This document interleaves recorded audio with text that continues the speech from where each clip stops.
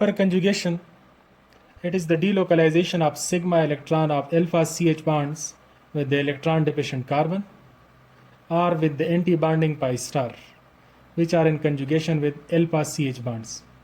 कले ची alpha CH bonds the electron deficient carbon सरा या the pi star सरा anti-bonding pi star सरा पर conjugation के राशि न पदासी सूरत की the CH bonds से कम sigma electron दी न delocalize कीगी दी delocalization ते वेले कीगी hyper conjugation.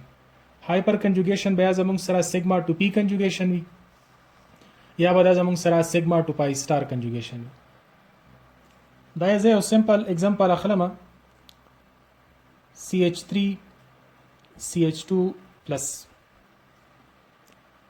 was دا carbon sp3 hybridized they او دا زموږ سره sp2 hybridized دی د سره ان hybrid p orbital لري د دې کاربن سره چې ریلیټډ کوم دا زموږ سره از فنکشنل ګروپ ته نو د فنکشنل ګروپ سره چې کوم کاربن اٹیچ ته دی ته ویل کیږي الفا کاربن نو اس کدا بانډز مونږه لګ ایکسټینډډ شو کو دا ردیو په منځ کې هغه سپوز سیګما بانډز دی CH3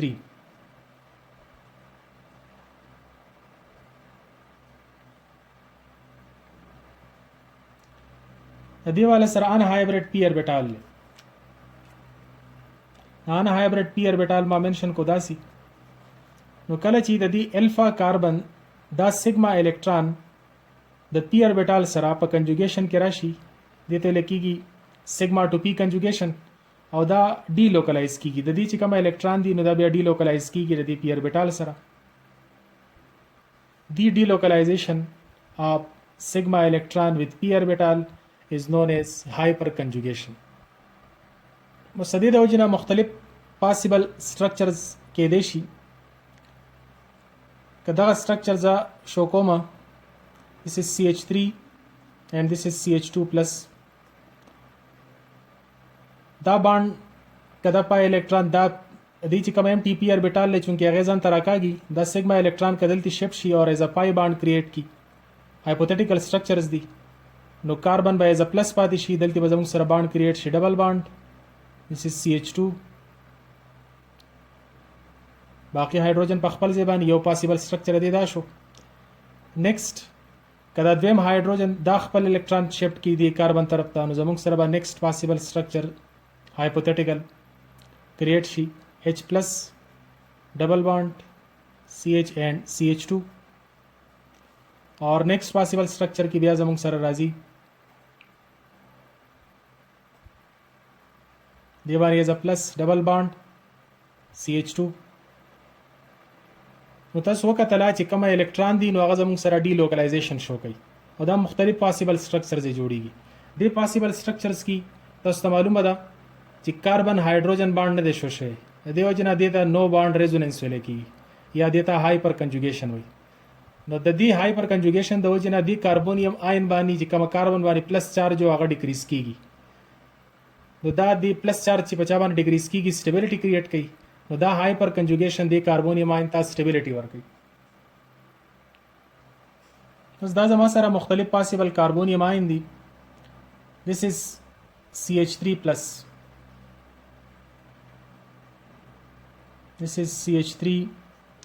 CH2 plus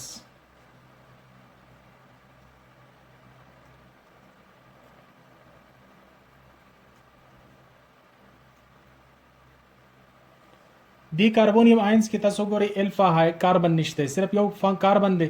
ایز ا فنکشنل ګروپ الفا کاربن نشته نو پدې کې زموږ سره هایپر کنجوګیشن نه کیږي دی کې دا کاربن فنکشنل ګروپ ته د سره دا کاربن چې کوم ډایرکټ اٹیچ وي د فنکشنل ګروپ سره هغه ته الفا کاربن وي نو دی کې الفا کاربن یو دی او د الفا کاربن سره درې هایدروجنز دي دا هایدروجنز چې هایپر کنجوګیشن کې اساخلی دی هایدروجنز ته هایپر کنجوګیټ سوم ویل کیږي نو په دې پهلنیو کې خو هایپر کنجوګیټ 0 هایپر کنجوګیټس ر دویم سټرکچر کې زموږ سره هایپر کنجوګیټس 3 دي 3 هایپر کنجوګیټس ر نیکسټ سټرکچر کې زموږ سره صرف دا الفا کاربن دی او د سره دوا هایدروجنز دي نو هایپر کنجوګیټس 2 دي 2 هایپر کنجوګیټس اوس کر سټیبিলিټی په بنیاد باندې موږ اخلو نو دا بی والے کې هایپر کنجوګیټس یو دي نو بی والا مور سټیبل دی د سی نه اور سی والا بیا مور سټیبل دی د اے نه څومره چې هایپر کنجوګیټ سی وای دومره سټیبিলিټي سی وای. وکس د نیکسټ درې سټرکچر تاسو مخې ته دي. په دې پیلنی سټرکچر کې د دې سره د فنکشنل ګروپ سره صرف یو الفا کاربن اٹیچ دی. دې سټرکچر کې الفا کاربن 2 اٹیچ دي او په دې سټرکچر کې د فنکشنل ګروپ سره ډایرکټ چې کوم کاربن اٹیچ دی هغه ته الفا کاربن وي او الفا کاربن 3 دي. اوس دلته د الفا کاربن سره دا زما سره پلس دی او دا زما سره الفا کاربن دی. د دې CH3 د دې الفا کاربن سره 3 هایدروجن دي نو 3 هایپر کنجوګیټس. د دې کې 3 اور 3 6 هایپر کنجوګیټس اور په دې کې زما سره جوړیږي 9 هایدروجنز دی الفا هایدروجن نو 9 هایپر کنجوګیټس. د سټیبিলিټي آرډر په بنیاد باندې C مور سټیبل له د B نه اور B مور سټیبل له د A نه. بل مونږ راځو سیګما ټو پای سٹار کنجوګیشن چې کله سیګما اور پای سٹار د خپل منځ کې په کنجوګیشن کې راشي. لکه زه یو اگزامپل اخلم د الکین په حواله سره دا اگزامپل زما سره دی د پروپین.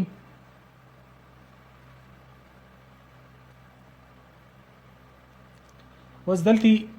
پای باند موجود دی الریډي خو لیکن مالیکولر اوربیټال تیوري تاسو ویل چې پای باند زموږ سره پدې کې یو بانډینګ پای باند دی چې هغه د دوه کاربن نیوکلیای ترمنځ یو انټي بانډینګ پای سٹار دی. نو دا انټي بانډینګ پای سٹار اور دې طرف نه چې کومه سیګما الکترون دی د CH نو سیګما CH والے الکترون هو کمپلیټ فیلډ دی او پای سٹار چې دی دا خالی دی. نو دا پای سٹار ځان ته ردینه الکترون راکاږي اور دې د وجنه ډی لوکلایزیشن کریټ کیږي. دې ډی لوکلایزیشن ته ویل کیږي سیګما ټو پای سٹار ډی لوکلایزیشن شو دا. نو دا زموږ سره هم هایپر کنجوګیشن کریټ کوي. اوس دې پاسیبل سټرکچر طرف ته راځو. پروپین سټرکچر ما سیمپل راکو د سیګما ټو پای سٹار کنجوګیشن د وجنه دا الکترون کې ز باند دلته شپ شي د کاربن باندې باندونه سیوا کیږي نو د الکترون به شپ شي د کاربن طرف ته. نو نیکسټ سټرکچر به دی جوړ شي hydrogen is a plus double bond C and single bond بشي دلته دا چونکه الکترون شپ شو کاربن طرف ته نو په دې باندې از ماینس. نو نیکسټ پاسیبل سټرکچر دی دا را دا سی انذر پاسیبل سټرکچر کې کدا نیکسټ هایدروجن والا الکترون شپ کی دا هایدروجن از ا پلس شو باقی دو باندونه ایز سچ د نیکسټ پاسیبل سټرکچر دی.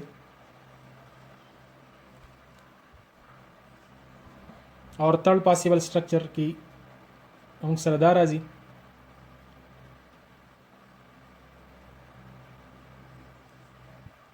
उदार दी आगा पॉसिबल स्ट्रक्चर्स जोड़ेगी हाइपोथेटिकल स्ट्रक्चर्स दी दा हाइपोथेटिकल स्ट्रक्चर द दी डीलोकलाइजेशन द वजने जोड़ेगी कि कमा CH वाला अल्फा हाइड्रोजन्स वाले चिकमा इलेक्ट्रॉन्स दी बांड वाला सिग्मा इलेक्ट्रॉन्स दो दा सिग्मा इलेक्ट्रॉन शिफ्ट कीगी दा राकागी सो के राकागी the anti bonding pi star राकागी द दी राख कौदो दो वजने दा इलेक्ट्रॉन डीलोकलाइज कीगी दी डीलोकलाइजेशन तो हम हाइपर कंजुगेशन हुई और दार दी मुख्तलिफ हाइपोथेटिकल पॉसिबल स्ट्रक्चर्स दी पाल्कीन की ची हम हाइपर कंजुगेट ज़्यादतीगी यानी अल्फा हाइड्रोजन सेवा कीगी नो अल्कीन ता स्टेबिलिटी में लाएगी मुख्तलिफ possible alkyne the like this is CH2 double bond CH2 simple alkene de ethene de په مقابله کې مونږه لو this is another CH3 CH double bond CH2 عشان another alkene CH3 CH double bond CH and CH3 और next alkenes consider comma CH3 CH3 and دا زما سره next alkene شو وز دي ټول alkenes ز relative stability ګورم چې کم یو alkene زیات stable دی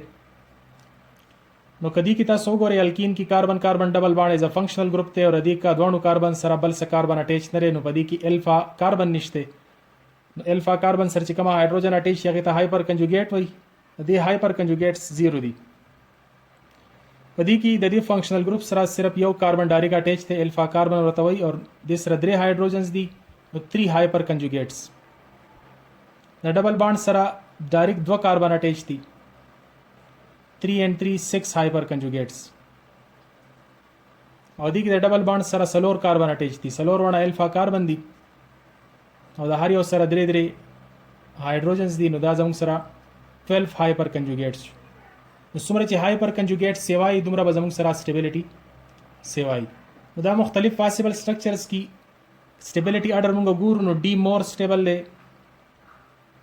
D is more stable than C or C more stable دی د B نه or B more stable دی د A نه ځکه چې په A کې هایپر کنجوګیټس 0 دي دا ما د بنزین سره ریلیټډ واغستو په دې کې دا میثایل بنزین دی دا زما سره د ایثایل بنزین او دا زما سره ډای میثایل بنزین دی اوس په دې درې وانو سټرکچرز کې موږ ګورو چې د هایپر کنجوګیشن په بنیاد باندې کوم سټرکچر ته زیاته سټیبিলিټي ملاو شوې ده نو په دې پیلنی سټرکچر کې تاسو تخکاری چې الفا کاربن صرف یو دی دلته هم الفا کاربن یو دی او دلته الفا کاربن دو دی بس دلته د الفا کاربن سره درې هایدروجن اٹیچ دي نو 3 هایپر کنجوګیټس په دې کې دو هایدروجن اٹیچ دي نو 2 هایپر کنجوګیټس په دې کې دو الفا کاربن دي او دوانو سره درې درې دي نو 6 هایپر کنجوګیټس نو څومره چې هایپر کنجوګیټ سیوای نو دومره د هایپر کنجوګیشن په بنیاد سټیبিলিټي زیاته ملاويږي نو C structure is more stable than A اور A structure بیا زیات stable دی دا B نه میثایل بنزین نه زیات stable چې کوم ایثایل بنزین په نسبت باندې میثایل بنزین زیات stable دی ځکه چې د میثایل سره هایپر کنجوګیټس 3 دي او د ایثایل سره 2 دي او زیات stable بیا دا شو ځکه چې په دې کې هایپر کنجوګیټ 6 دي نو ان شارټ چې کله CH بانډ الفا CH بانډز دا د MT پی آربیټال سره یا د پای سٹار سره په کنجوګیشن کې راشي نو دا ډی لوکلایز کیږي او د ډی لوکلایزیشن د وجې نه سټرکچرز ته سټیبিলিټي ملاويږي کمپاونډز ته سټیبিলিټي ملاويږي د فینامنا ته ویل کېږي هایپر کنجوګیشن